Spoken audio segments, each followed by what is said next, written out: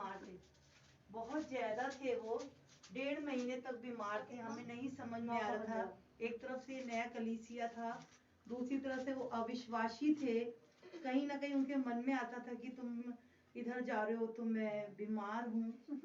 और हमारा इतना मतलब एक दिन उनकी इतनी हालत खुशी, उस समय ब्यूटिशियंस का कोर्स कर रही थी, तो उन्होंने कहा मुझे मम्मी जाना है ट्रेनिंग के लिए। तो वो जैसे ही नीचे स्कूटी जैसे स्टार्ट करने लगी तो उनको इतना फीवर चढ़ गया कि वो बिल्कुल कांपने लगे, इतनी शिवलिंग करने लगे कि मैं बहुत घबरा गई। मैं और श्रेया, आई गेस श्रेया भी थी घर पे, और मैंने तुरंत इन बच्चों को आवाज लगाई और उनके हाथ पैर मले। वो हमने तुरंत उनको जयपुर गोल्डन हॉस्पिटल लेके गए। बहुत ज्यादा उनकी हालत खराब थी। जयपुर गोल्डन हॉस्पिटल लेके गए।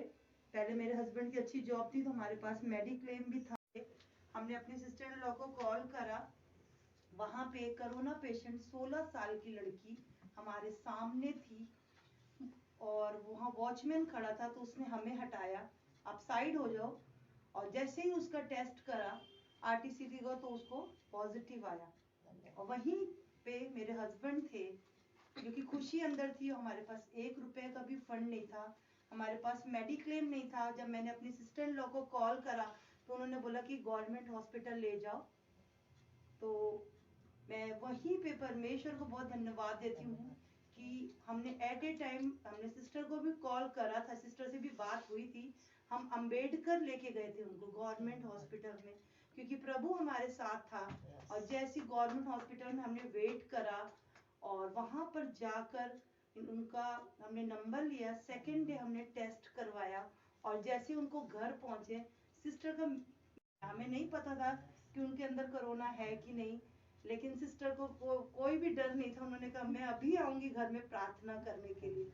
हमने सिस्टर को मना करा कि नहीं सिस्टर, हम अभी हॉस्पिटल से आ रहे हैं, बहुत कोरोना है, हम अभी नहा धो के एट ए टाइम से प्रेयर के लिए हम पहुंचते हैं। हमें नहीं पता था कि हम प्रेयर में आज आ पाएंगे कि नहीं, क्योंकि हम जयपुर गोल्डन वालों को मैंने बोला कि मेरे पास फंड नहीं है इतना, मेरे पास टेस्टिंग के 10,000 भी नहीं है, क्योंकि ऑलरेडी मेडिकल था हमारा पहले।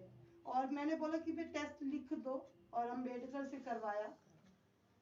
हम यहाँ पे नहा धो के घर से सिर्फ प्रार्थना पे आए, सिर्फ प्रार्थना पे आए।